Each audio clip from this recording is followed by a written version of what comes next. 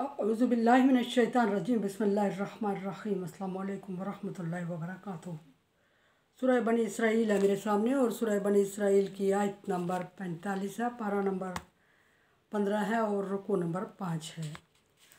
आयत नंबर 44 में अल्लाह तबारक व तआला ने फरमाया कि दुनिया की तमाम पाई जाने वाली कायनात में पाई जाने वाली तमाम मखलूक अल्लाह तबारक व तआला की तस्बीह बयान करती है, लेकिन इंसान उसको सुन या समझ नहीं सकता।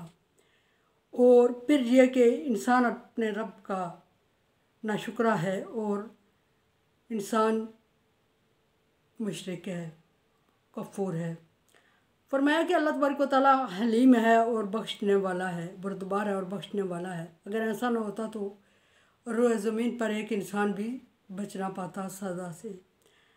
अब अगले आयत में अल्लाह तबारक व तआला नबी सल्लल्लाहु अलैहि वसल्लम से ख़िताब फरमा रहे हैं, और मैं बारहा ये अर्ज़ कर चुकी हूँ कि जहाँ ख़िताब नबी से होता है वहाँ नबी के मानने वालों से को ख़िताब होता है। नबी को मुखातब करके बात हो रही होती है नबी के मानने वालों की। बिल्कुल यहाँ भी ऐसे ही हो रहा है। फरमाया कि वज़ा कराअतल कुरआन जालना बैनक व बैनल लज़ीना ला युमिनूना बिल आखिरह हिजाबन मस्तूरा। ऐ नबी सल्लल्लाहु अलैहि वसल्लम, जब आप कुरान पाक पढ़ रहे होते हैं, मोमिनो जब आप कुरान पाक पढ़ रहे होते हैं, जब आप अल्लाह तबारक व तआला की तिलावत में मसरूफ़ और मशगूल होते हैं, तो हम आपके और ना मानने वालों के, कुफ़र करने वालों के दरमियान एक हिजाब, एक पर्दा डाल देते हैं। और मस्तूरा वो पर्दा पोशीदा होता है, यानी कोई उसको देख नहीं सकता, बज़ाहिर वजूद नहीं रखता, लेकिन होता पर्दा है। अकिन्ना भी पर्दे को कहा जाता है, अकिन्ना ढकने को कहा जाता है, जिसको ढांपा जाए जिससे किसी चीज़ को। और हिजाब या मस्तूरा लटके हुए लटके हुए पर्दे को कहा जाता है, जिससे छुपाया जाए, किसी चीज़ को पोशीदा किया जाए।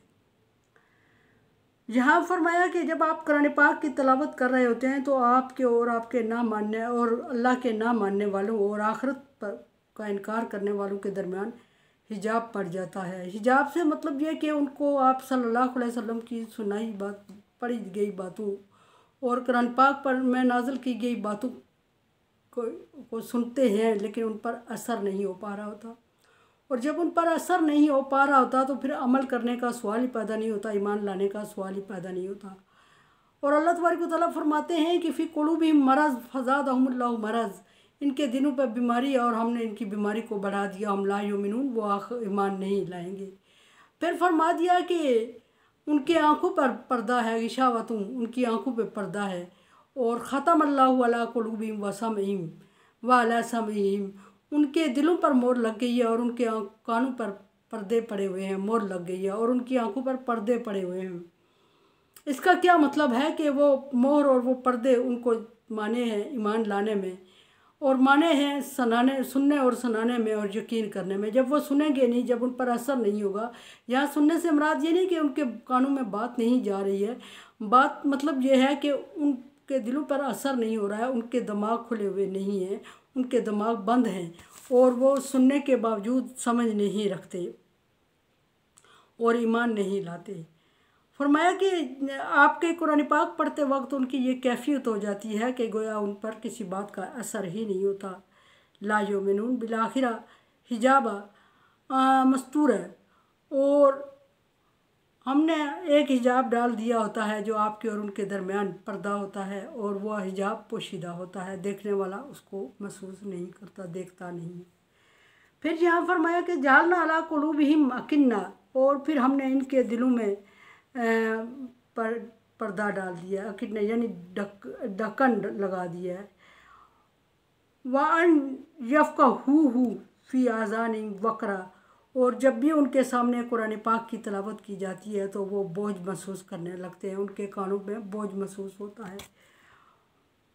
वइज़ा ज़करता रब्बका फ़िल कुरआन और वहदहू, और जब आप कुरान पाक में मज़कूर अपने रब की वहदानियत बयान कर रहे होते हैं नबी, तो वल्लाहु अला अदबारिहिम नफूर, वो भागने में ही आफियत समझते हैं, यानी उसको बर्दाश्त नहीं कर पाते और वहाँ से भाग खड़े होते हैं।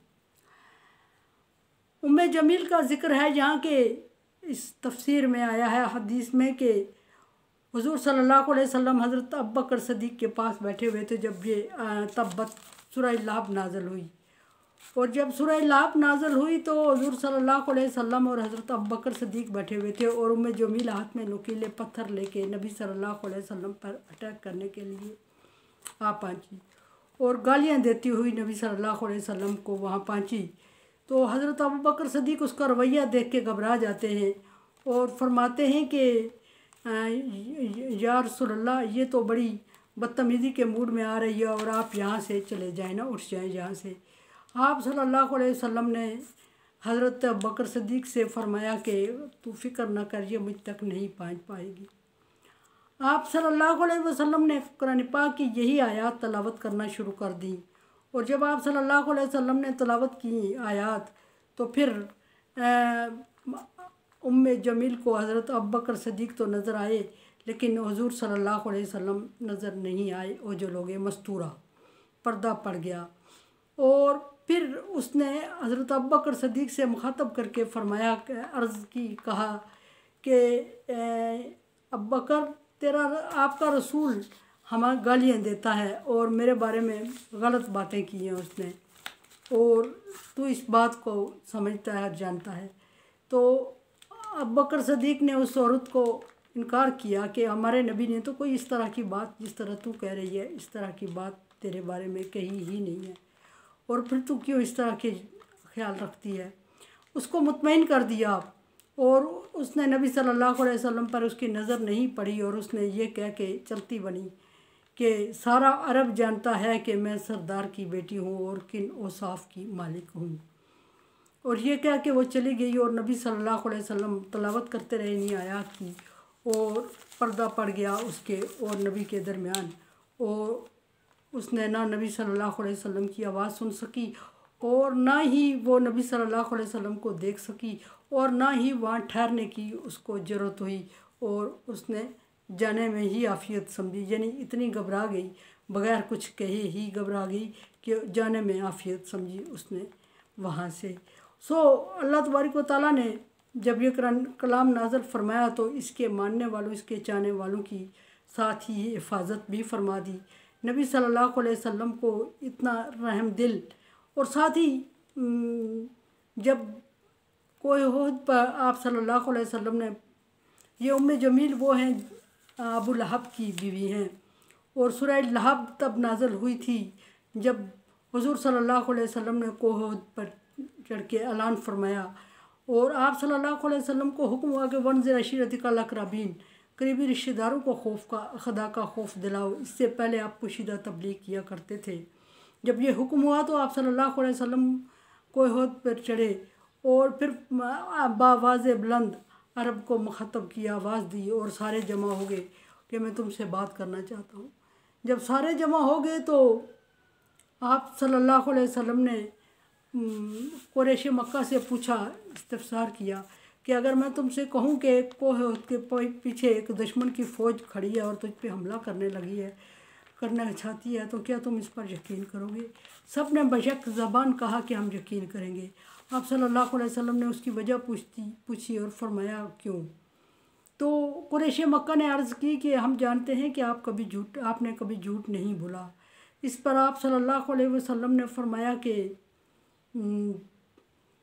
फिर मैं तुम्हें बता रहा हूँ कि जिस रास्ते पे तुम चल रहे हो और जिन माबूदों की तुम इबादत कर रहे हो, इनकी वजह से तुम पर अज़ाब आने वाला है और ये तुम्हें अज़ाब से बचा भी नहीं सकेंगे, और इसको छोड़ो और अल्लाह वादा उला शरीक की इबादत में आ जाओ। उस पर कुरैश मक्का आग बगोला हो गए, और अबू लहब खुसूसन चूँकि हुज़ूर सल्लल्लाहु अलैहि वसल्लम का चचा था और बड़ा था, उसने हुज़ूर सल्लल्लाहु अलैहि वसल्लम को मुखातब करके कहा कि मोहम्मद तू तबाह हो जाए, क्या तूने हमें इसीलिए बुलाया था? यानी अपनी बेइज्जती महसूस की कि हर दफ़ा ये बंदा हमें बुला के, और कुरैश मक्का ने उसको ताने भी दिए कि अपने भतीजे को समझा दो, ये हर दफ़ा हमें बुलाता है और हम आ जाते हैं, और जब ये हम आते हैं तो ये एक ही बात बताई जा रहा है हमें, इसको पता है कि हम इन चीज़ों को नहीं बर्दाश्त कर रहे हैं, तो ये हमारे सब्र को ना आजमाए। कुरैश मक्का में से अबू जहल चूँकि उस वक्त सरकर्दा था, उस वक्त नहीं हमेशा के लिए ही था, और उस वक्त महफिल में सबसे बड़ा था, सब कुरैश मक्का ने उसी से शिकायत की। तो अबू लहब ने गैरत में आ गया और उसने हुज़ूर सल्लल्लाहु अलैहि वसल्लम को बद्दुआ दी और दोनों हाथ उठा के बददुआ देते हुए उसने कहा कि मोहम्मद तू तबाह बर्बाद हो जाए, क्या तू हमें इसीलिए बुलाता है, हर दफ़ा हलाकत हो तुझ पे।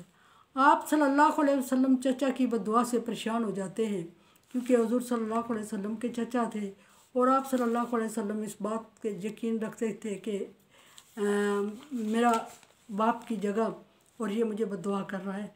आप सल्लल्लाहु अलैहि वसल्लम परेशान हो गए और आप सल्लल्लाहु अलैहि वसल्लम की परेशानी पे सूरह लहब नाज़िल हुई और सूरह लहब में नबी सल्लल्लाहु अलैहि वसल्लम को तसल्ली दी गई और फरमाया कि तब्बत यदा अबी लहब व तब, अबू लहब के दोनों हाथ टूट जाएं। ये दोनों हाथों को टूट जाने का सिगा इसलिए इस्तेमाल किया कि उसने दोनों हाथ उठा के बददुआ की। आप सल्लल्लाहु अलैहि वसल्लम को बारहा उसके हाथ उठे हुए नज़र आ रहे थे और बददुआ। तो अल्लाह तबारक व तआला फरमा रहे हैं नबी सल्लल्लाहु अलैहि वसल्लम से कि अबू लहब के दोनों हाथ जिसको उठा के उसने आपके लिए बददुआ की है ये टूट जाएँ वह तब और वो बर्बाद हो जाए, तबाह हो जाएगा। माँ अगना अनहु मालुहु व मा कसब, उसका माल और उसकी औलाद, औलाद कसब यहाँ औलाद के मानी में आता है क्योंकि अबू लहब बहुत मालदार और बहुत ज़्यादा बेटों वाला था। फरमाया कि उसके माल और उसकी औलाद उसके काम नहीं आएगी। सयस्ला नारन ज़ात लहब, और अंजाम ये होगा कि उसको शोलों वाली आग में डाला जाएगा। शोलों वाली आग से ये मतलब कि अबू लहब बहुत खूबसूरत था, इसलिए उसको अबू लहब यानी शोलों का बाप कहा जाता था। खूबसूरत तरीन और बड़ा मजबूत और आग की तरह रोशन चेहरा उसका, इसलिए उसको शोले का बाप अबू लहब कहा गया। मागना मालू वमा कसब सयस्ला नारन ज़ात लहब वम्रतुहु हम्मालतल खतब, और उसकी ये बीवी जो अभी बददुआ दे के गई थी नबी सल्लल्लाहु अलैहि वसल्लम को गालियाँ दे के गई थी, उसके बारे में फरमाया कि और उसका अंजाम ये होगा कि वो लकड़ियों का गट्ठा उठाएगी और मौज की रस्सी उसके गले में फंसी हुई होगी और वो मर जाएगी। सो ऐसा ही हुआ कि अबू लहब को चिचक की बीमारी हुई और उसको दूर एक कमरे में बंद कर दिया और दूर से होके उसको खाना पानी देते रहे। सारी दौलत उसकी खर्च हो गई, उसका इलाज ना हुआ और बेटे उसकी खिदमत ना कर सके क्योंकि उसके पास कोई जा ही नहीं रहा था।